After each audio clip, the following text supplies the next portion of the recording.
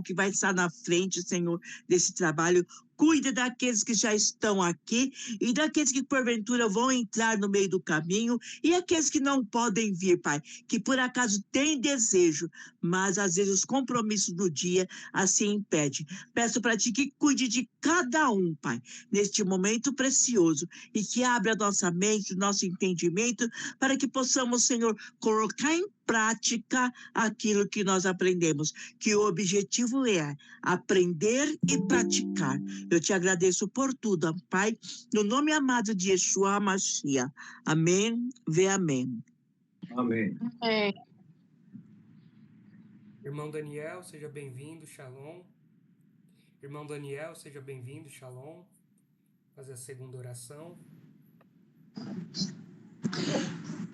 Shalom, boa noite. Boa noite, irmão. Seja bem-vindo.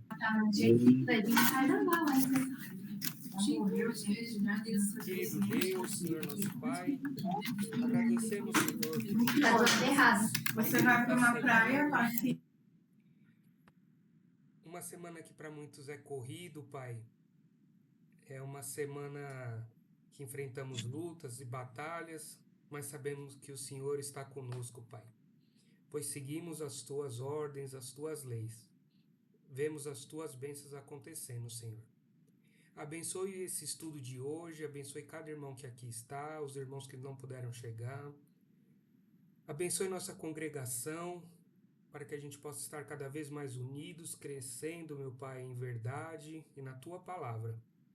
Abençoe o irmão Laércio, o Rabino, que irá passar o estudo, que a gente possa entender um pouquinho mais da história, do que aconteceu, Pai, para abrir nossa mente para entendimento do Seu livro também, Seu livro da verdade, Pai, nossa Bíblia Sagrada. Esteja conosco, nos abençoe durante essa semana, nos guarde e nos proteja. Em nome de Yeshua HaMashiach é o que eu peço e agradeço, Senhor. Amém. Amém. Amém. Nós, Amém. semana passada, estudamos o primeiro capítulo do livro Desmistificando o Judaísmo e suas tradições babilônicas. Uma coisa que eu gostaria de deixar bem claro para os irmãos, não é um livro de críticas, de condenação. É um livro de esclarecimento, o que aconteceu com o povo judeu depois que eles foram para o exílio e retornaram 70 anos após. Importante salientar que não voltaram todos que foram, porque a maioria morreu 70 anos. É como se fosse hoje. Vamos imaginar que hoje nós vamos para um exílio e ficarmos 70 anos. Pela média de idade nossa, todos nós vamos morrer no exílio. Os nossos filhos e netos é que vão retornar. E esses filhos e netos de judeus que retornaram, também vem uma parte só, cerca de 50 mil. Eu não tenho o número exato agora, me foge a memória, mas foi mais de 1 milhão de judeus para lá. E os seus descendentes que retornaram foram cerca de 50 mil. Porém, esses que retornaram já não eram mais da mesma maneira que os anteriores do exílio. Desde a época de Moisés até o exílio babilônico, nós podemos constatar nas Escrituras os altos e baixos do povo de Israel. 200 anos antes, a casa do norte, as 10 tribos do norte, chamado Israel, foram levados para a Síria, nunca mais voltaram e lá se assimilaram. Porém, a casa de Judá ficou 70 anos e uma parte dos seus descendentes, alguns que eram novos, pequenos, e foram para o exílio, voltaram, mas já voltaram na faixa de 80 e 90 anos. Por isso que o profeta Ageu diz que esses anciões, agora anciões que voltaram, choraram ao ver que o templo que eles estavam reconstruindo não era nada parecido com o majestoso templo de Salomão. Por isso que nós, às sextas-feiras, estávamos estudando os profetas menores, e a maioria deles é sempre questionando a questão do templo, sempre questionando a manutenção do templo, o cuidado com os levitas, o cuidado com o sacerdócio. Por quê? As pessoas, infelizmente, hoje, avaliam o sacerdócio, que Deus colocou na mão de alguns nossos irmãos, da mesma forma que avalia os religiosos que estão aí em outras religiões. Isso é uma maneira cruel e perversa de julgar aqueles que abriram mão da vida para se dedicar ao estudo. Então, nós vemos aqui que esse pessoal que voltou, quando ele retorna, eles trouxeram consigo crenças e tradições que não eram condizentes com o que Moisés havia dado. Inclusive, hoje eu postei no grupo lá a questão da visão caraíta sobre as diferenças entre o judeu caraíta, o Bnei Mikra, e o judaísmo. A palavra Bnei Mikra são filhos da palavra. Eles mantiveram a mesma estrutura teológica do que foi dado a Moisés. O segundo grupo, né, o judaísmo, ele já começa dividido lá na Babilônia. Ele não tinha esse nome. Esse nome ele vai surgir no século II da nossa era. Lá eram seitas. A seita dos fariseus, ou Perushim, eles tinham várias facções. Não existia um grupo chamado só fariseus. É como hoje os evangélicos. São várias igrejas. E eles tinham várias visões. Então, entre eles, tinham os essênios, tinham os zelotes, tinham os helenizados, tinham vários grupos, e tinham aqueles que dariam a base e sustentação para o judaísmo que nós chamamos de ortodoxo. Esses grupos de fariseus, lá na Babilônia, eles instituíram beites, casas de estudo. Por quê? Para que eles não perdessem os laços com Israel e com o Deus de Israel. Mas como aconteceu no mundo cristão, nas divisões, cada movimento religioso tem um pensamento. Lá não foi diferente. Na época de Yeshua, havia cerca de 20 seitas.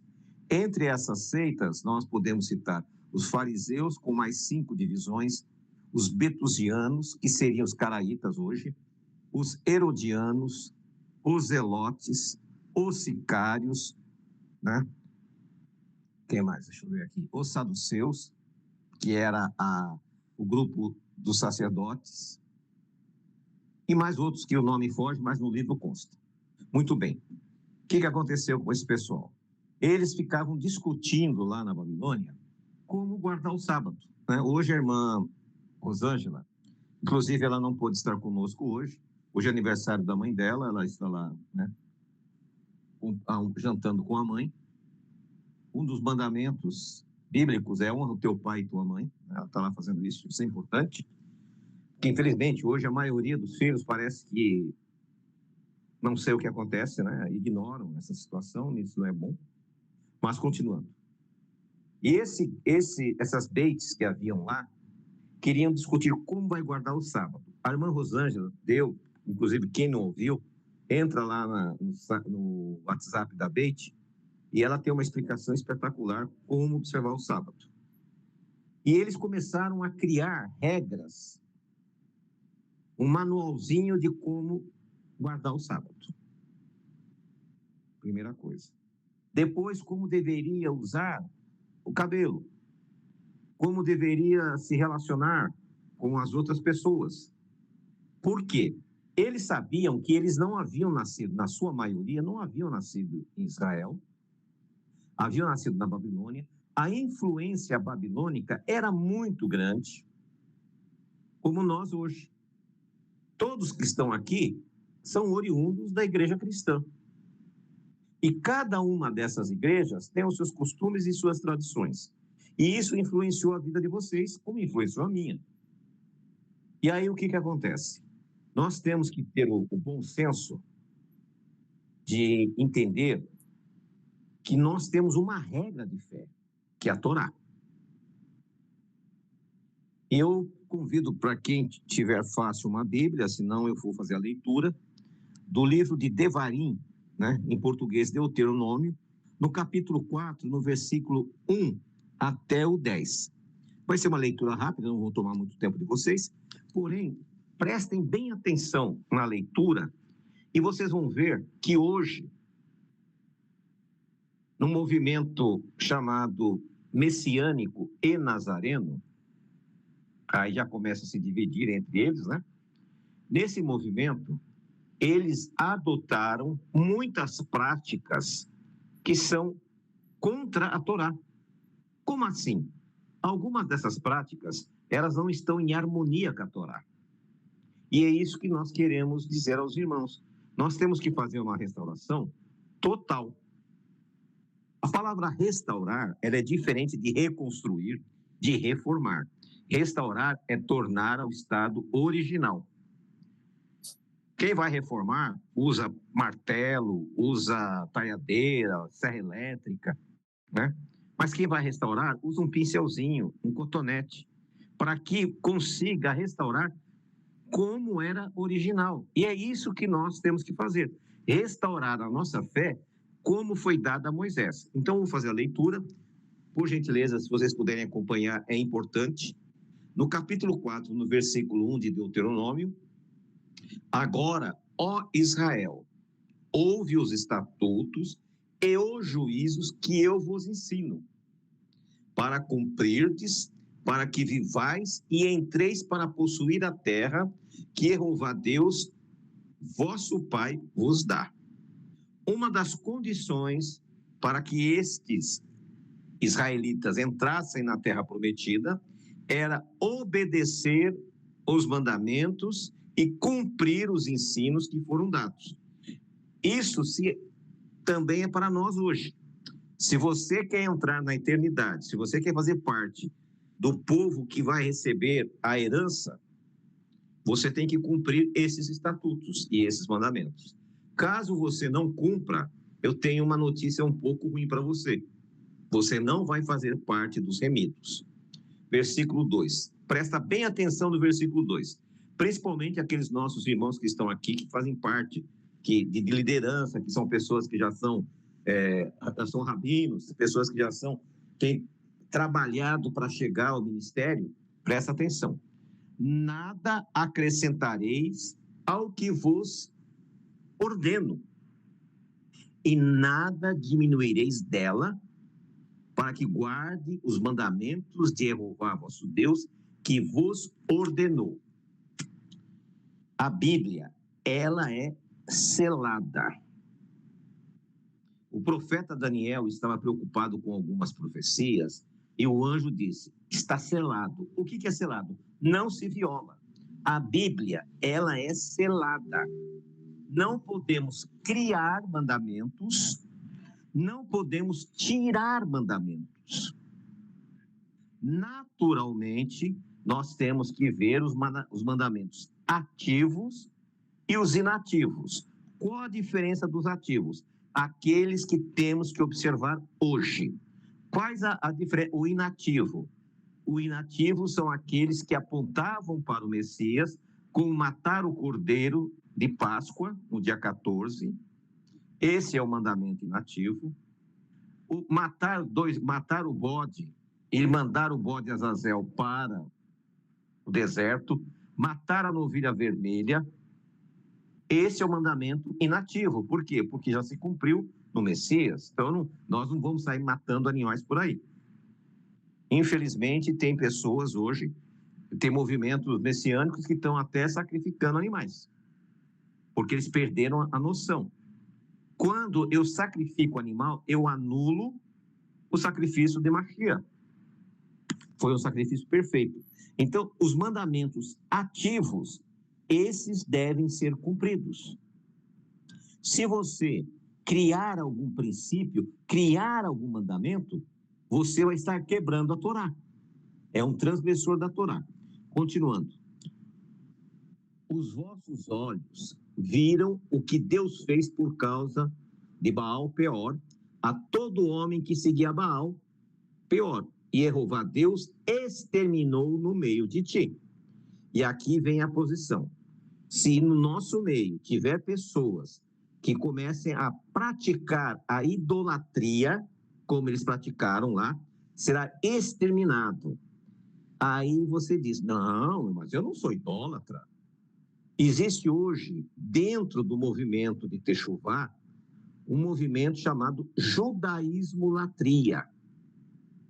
As pessoas ficam fascinadas pelo judaísmo como se fosse a religião de Jeová Deus, quando é a antiga seita dos fariseus. Porém, o que as pessoas acreditam? Por desconhecerem as doutrinas fundamentais desse movimento, elas caem de cabeça. Foi a partir deste que eu trouxe aquele pequeno livreto, desmistificando, tirando o misticismo disso.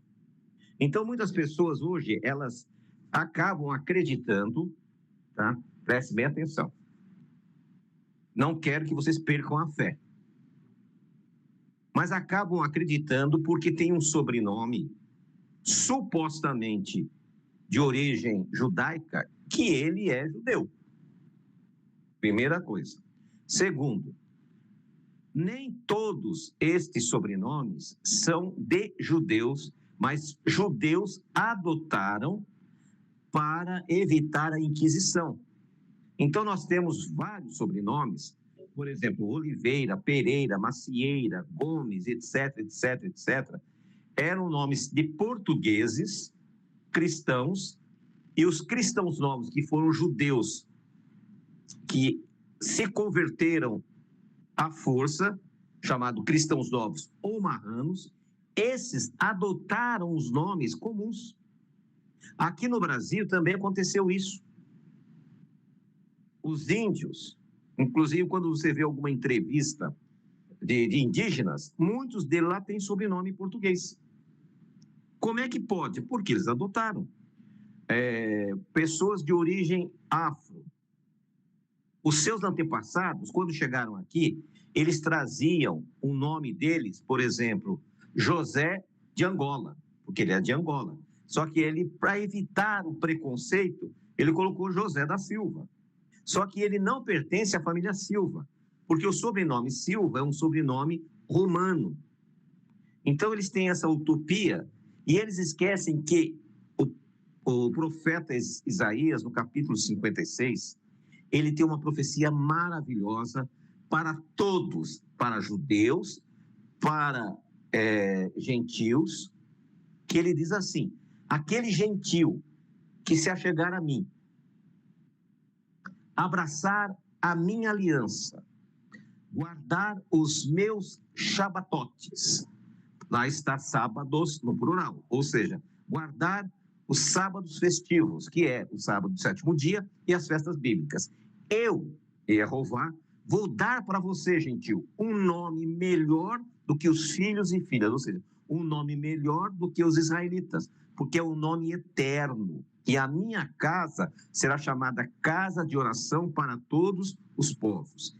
Isso acaba com uma farsa chamada conversão ao judaísmo, porque não existe conversão ao judaísmo. E essa conversão ao judaísmo é uma farsa para ganhar dinheiro, porque eu tenho visto pessoas tentando fazer essa conversão, gasta em torno de 20 a 30 mil sem ter, se endividam, e quando terminou a suposta conversão, ele é levado para um grupo chamado Bnei Noach, ou Bnei Nada. Lá é um tipo de apartheid. Por quê? O seguidor do judaísmo ortodoxo, ele não quer a presença de gentil e nem de mestiço judeu, porque para eles os contamina, ou seja, a sua presença numa sinagoga os contamina. E as pessoas não percebem isso. Eu percebo que são 30 anos de história. Acompanhei o surgimento desse movimento de Techuvá, né? Já estive em Israel. conheçam com profundidade o assunto para que a gente possa poder dar sequência. Cristiane, no final você fala, tá, filha? Senão eu perco o raciocínio, por favor. Aí o que acontece? Nós não podemos aceitar certas coisas que são manipulações.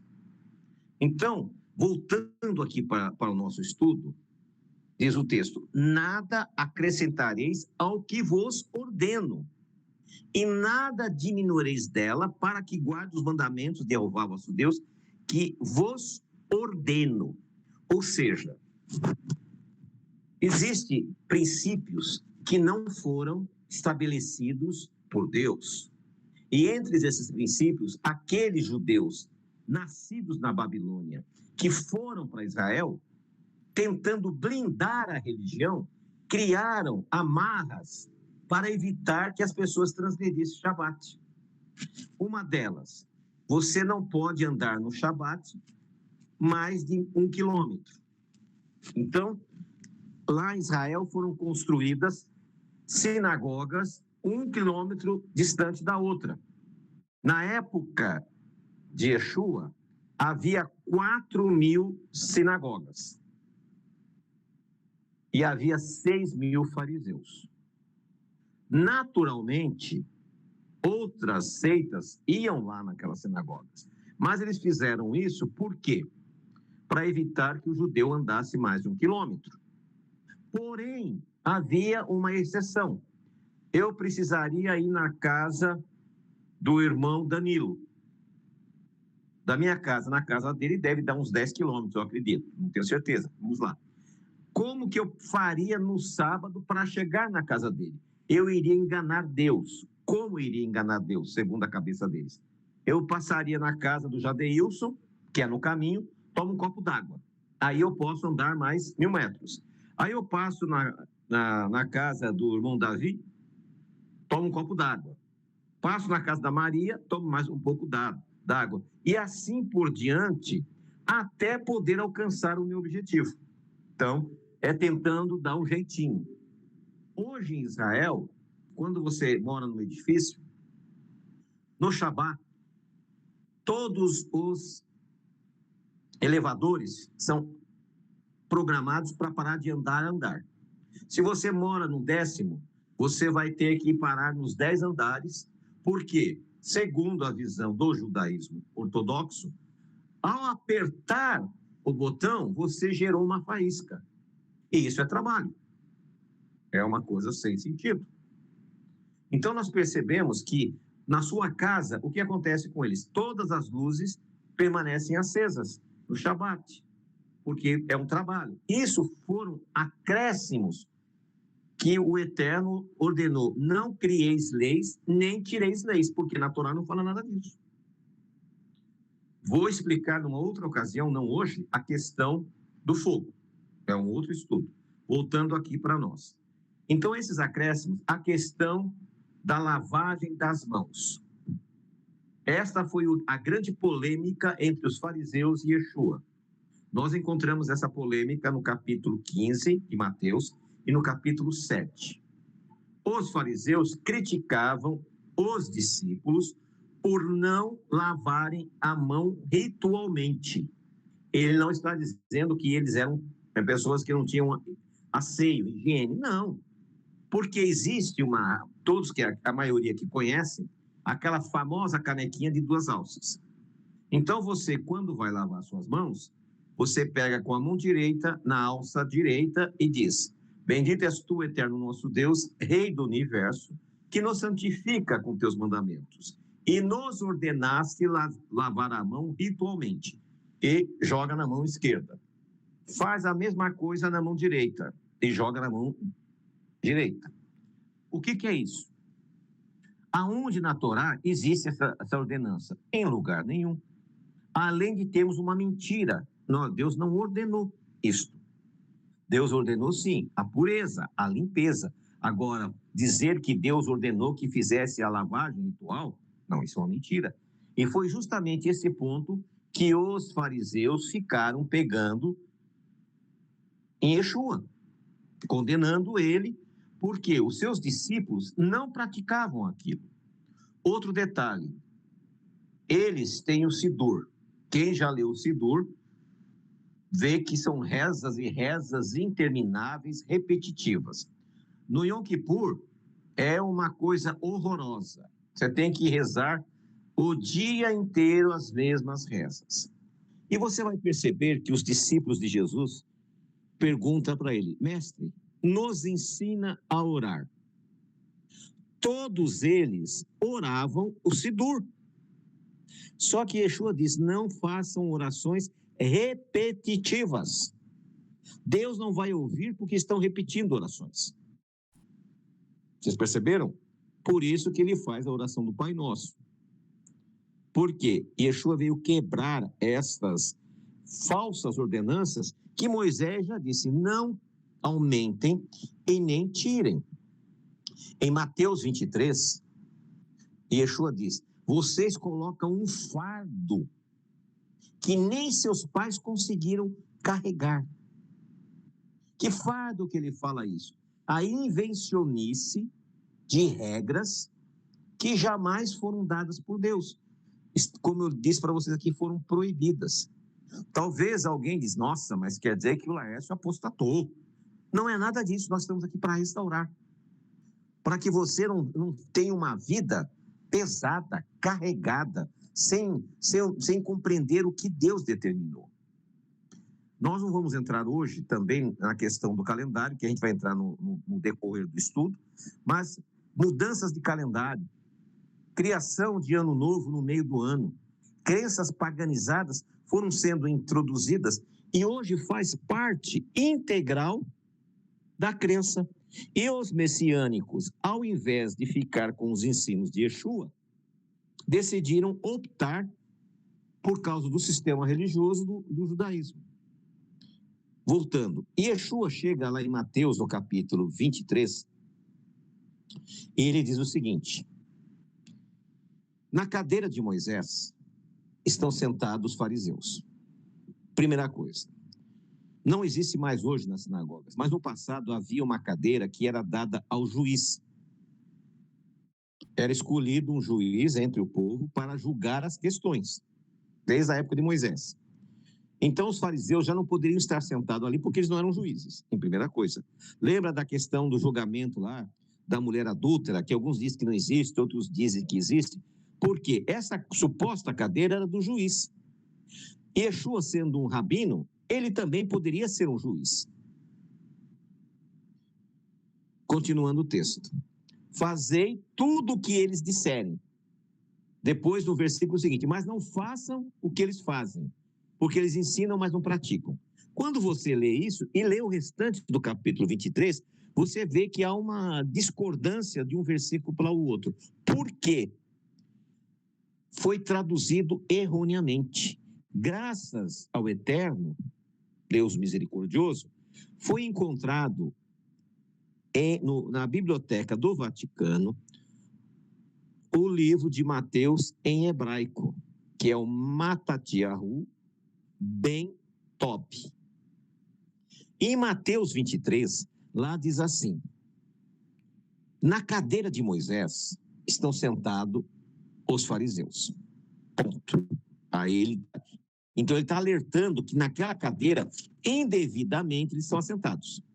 Fazei tudo o que Moisés ordenou. Eles tiraram essa parte. Tá? Mas não façam nada que os fariseus mandam, porque eles orientam e eles não praticam. Essa é a diferença de Mateus 23. Quando nós chegamos no versículo 33, ele diz assim: a vocês está reservado, o tradutor colocou o inferno. Mas a tradução correta, a vocês, a quem? Aos fariseus, que criaram novos mandamentos, novas ordenanças que Deus não permitiu, que colocavam pesos que as pessoas não podiam carregar. A vocês está reservado o lago de fogo. Olha a seriedade do texto.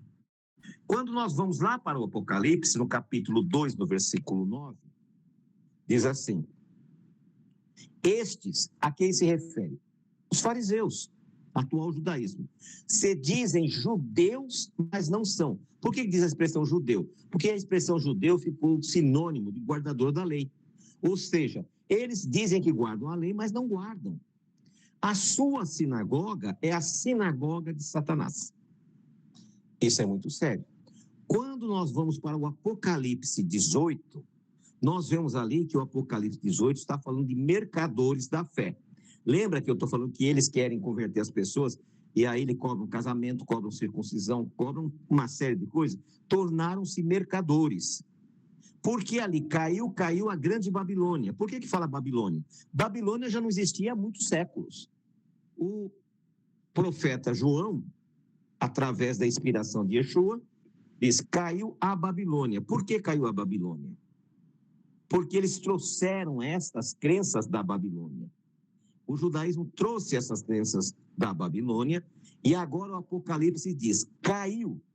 E ele faz um convite para nós: sai dela, povo meu, para não seres participantes dos seus pecados e nem incorra nas suas pragas. Então a ordem é específica. Então esse capítulo 1 do nosso livro fala justamente sobre isso, que nós temos que sair desta confusão. A palavra Babilônia vem de Baver. Baver é confusão. Então, a ordem é que nós temos que sair de lá. Por quê?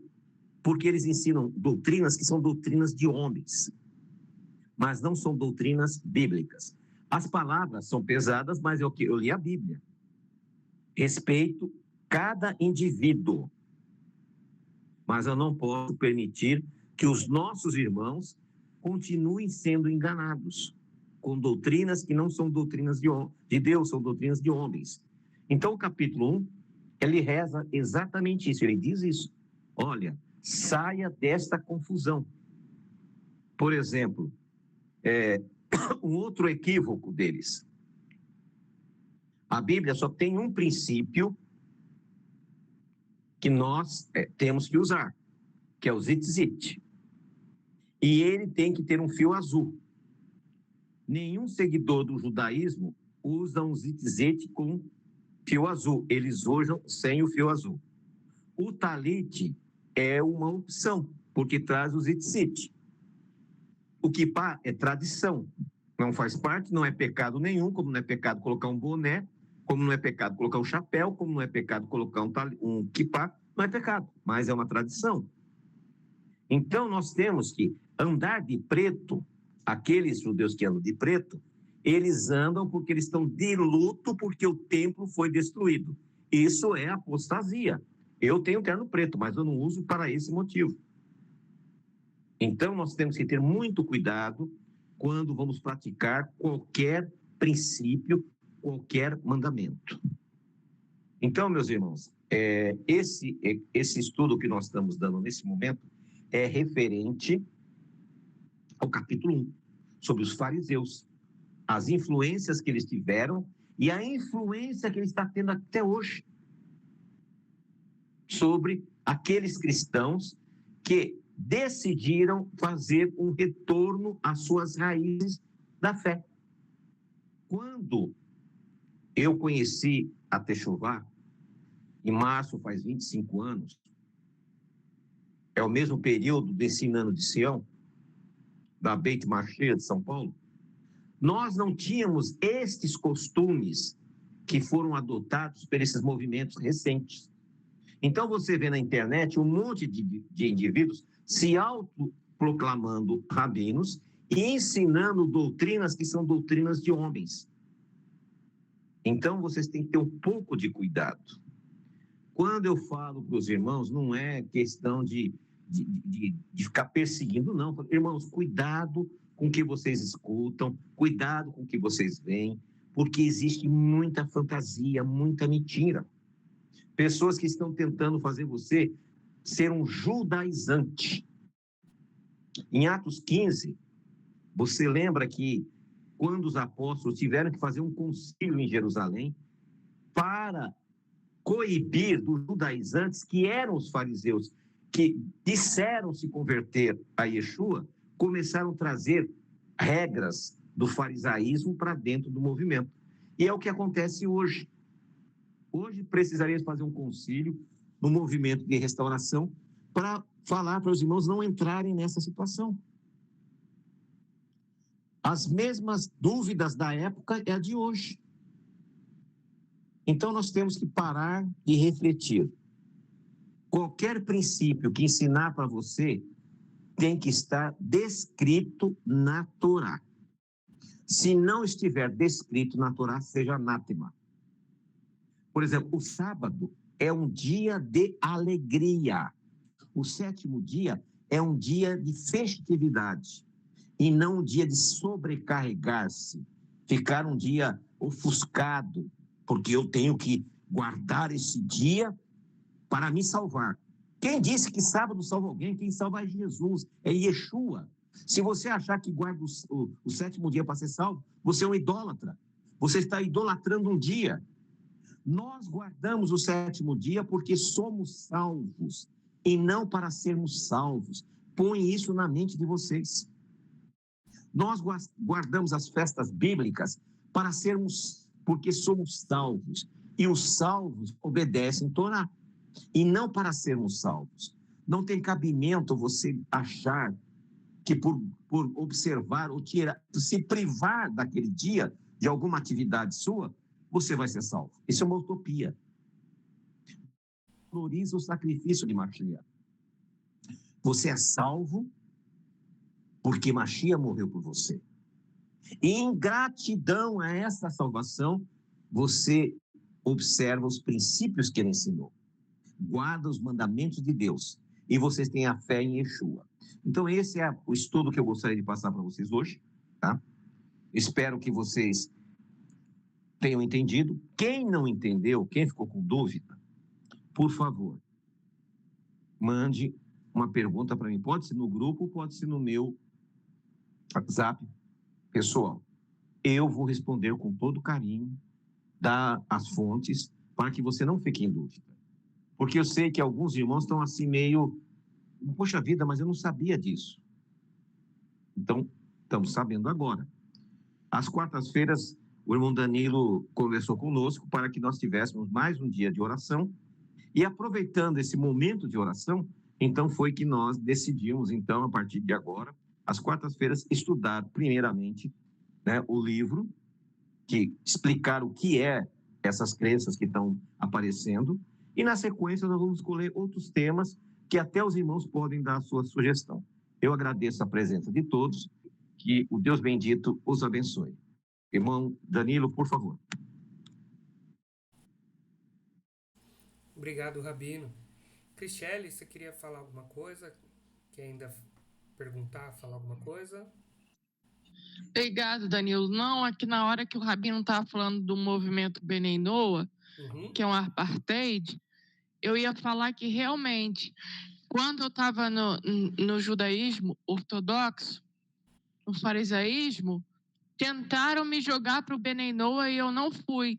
Aí eles diziam para mim, você pode comer carne de porco se você quiser, você pode comer camarão, você não é judia, então você pode qualquer coisa. Nossa. E aí eu rezei e falei para Deus, Senhor, eu não aceito essa palavra, porque eu sei que o Senhor me escolheu. E logo depois eu conheci a congregação, quando eu pedi a Deus para falar comigo, né? Para me revelar a verdade. E realmente, quando a gente pergunta como que se a gente pode ir na sinagoga, eles fazem de tudo para você não conseguir ir. Entendi. Eles botam 300 mil empecilhos. Que livramento, hein, irmã? Um grande livramento. Uhum. Eu queria até que já estava no judaísmo. Na época que eu estava lá, eu queria fazer até a conversão, né? E aí, uma vez, uma menina cristã me disse assim, você sabia que para você fazer a conversão no judaísmo, você vai ter que negar Yeshua? Aí eles falaram, aí eu falei, mas eu não me importo, ela, você tem noção do que você está falando? Uhum. E eles realmente fazem uma lavagem cerebral, na verdade, uma lavagem cerebral. Entendi. Eu não tinha essa visão, irmã. É bacana você estar expondo isso. E assim, hoje eu vivo muito mais feliz e em paz do que quando eu estava lá. Porque só de ter Yeshua na minha vida, novamente, já me dá uma paz muito grande. Exato, isso o Lars colocou aqui, é um testemunho isso. Isso precisa ser passado adiante mesmo. Sim. Amém. Ainda bem que você não deixou a fé ali, fora de Yeshua, tá com a gente e vamos caminhando cada vez mais. É Amém. bom saber, a gente tem que dar testemunho mesmo. Sim. Inclusive, depois que eu voltei do hospital, porque como todo mundo sabe, eu tive um AVC, né? E tô na cadeira de rodas ainda. Eu voltei do hospital com meu coração muito apertado e eu me lembrava de Jesus o tempo inteiro, né? Uhum. E o Espírito Santo falava comigo: é a hora de você voltar, é a hora de você voltar. E eu falava: Deus, será que isso realmente é verdade?